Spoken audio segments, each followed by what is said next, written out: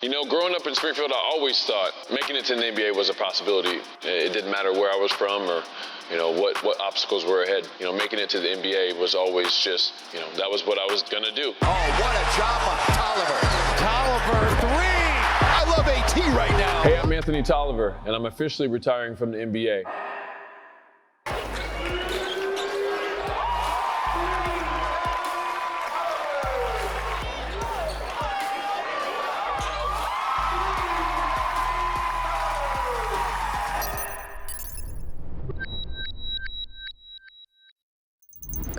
The first time I thought I could play in the league was definitely, in college.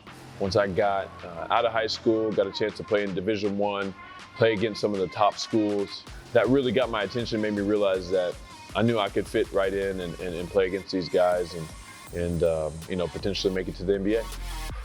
My time at Creighton, man, it was an amazing time. And I think that, going to Creighton and being a really good basketball player in high school, I think I expected certain things, and I, never really understood, the concept of having to go earn, my spot. I had to learn to fulfill a role at Creighton. Start, Johnny down inside, kicks out Tolliver. And ultimately, that skill set is what allowed me to play in the NBA. Baseline shot is good at the buzzer. The Blue Jays win. Anthony Tolliver at the buzzer.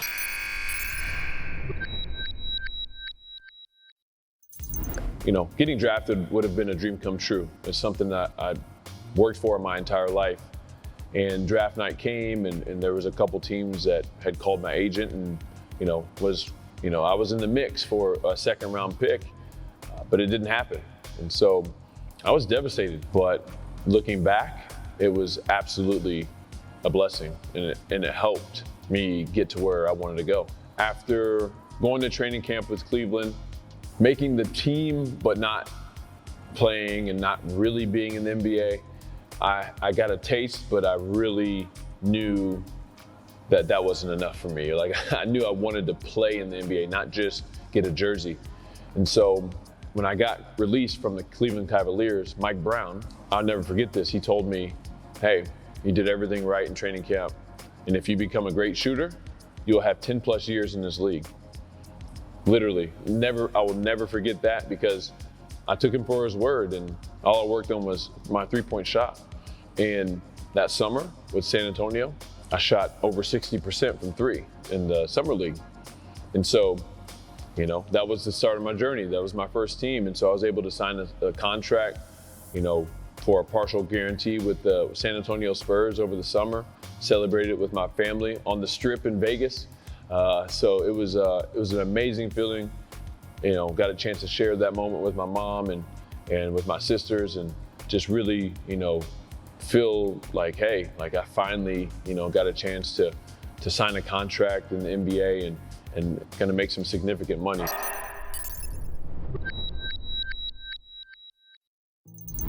Between signing, preseason, officially making the team, in my first game, my mom passed.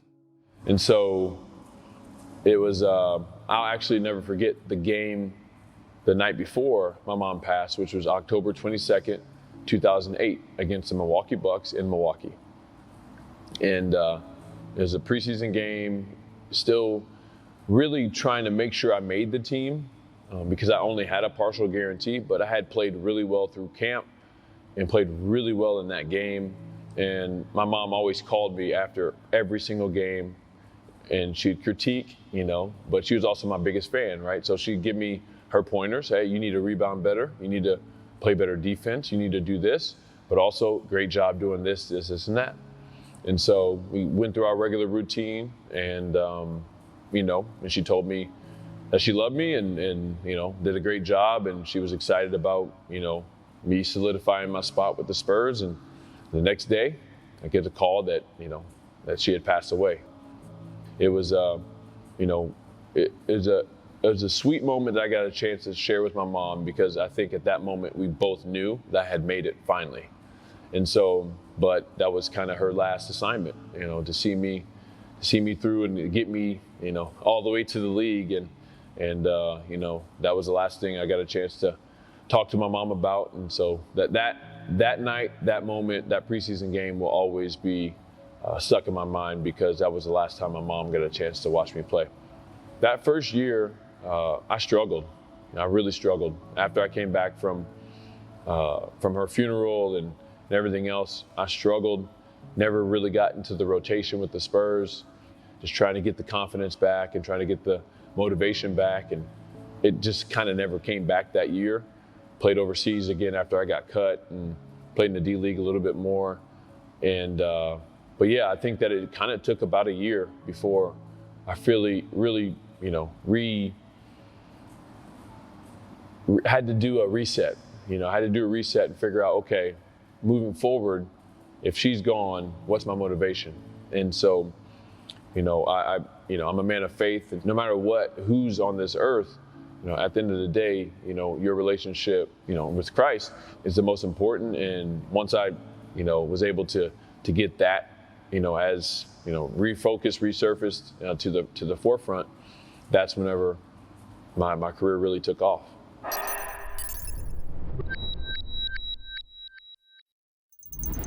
There's different levels and stages in my career. And I think that at the beginning of my career, it was self-preservation. I was just trying to figure out a way to stick, right? And I think at about that 5th year, that thought process really got the best of me, and I wasn't playing very well. I just came off of a poor shooting season with the Minnesota Timberwolves, hurt my wrist, didn't do the rehab like, I probably should have, and the results showed. I just couldn't make a shot. And so ended up signing with Atlanta for a training camp deal, no guarantee, no nothing. So very close to being out of the league after year 4. And I'll never forget Deshaun Stevenson, out of all the players, out of all the players in the whole NBA I've ever been teammates with, Deshaun Stevenson gave me the most simple, but maybe the most important advice of my entire career. Simple 2 words, F it. He just said, F it.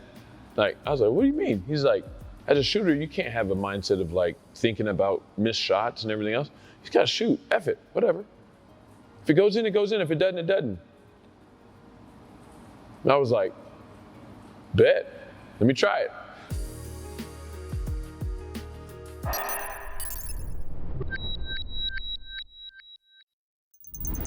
Three of my top memories all have to do with the Timberwolves, right?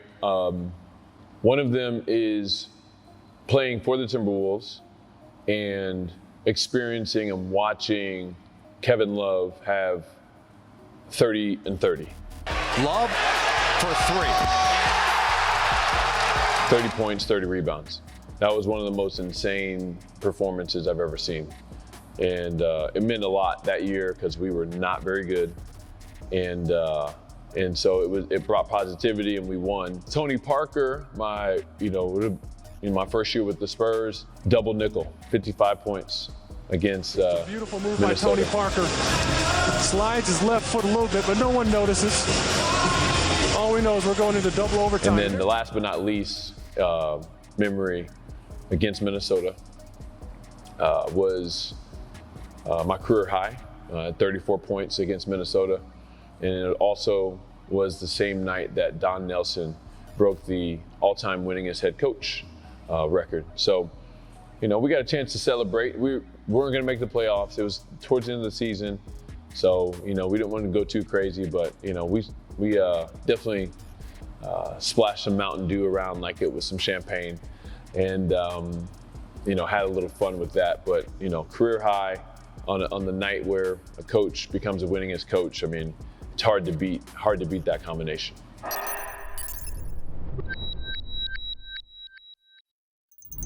The Tolliver Family Foundation really is going to represent all the things that are near and dear to me and my wife's heart and to my family's heart, and hopefully to generations to come.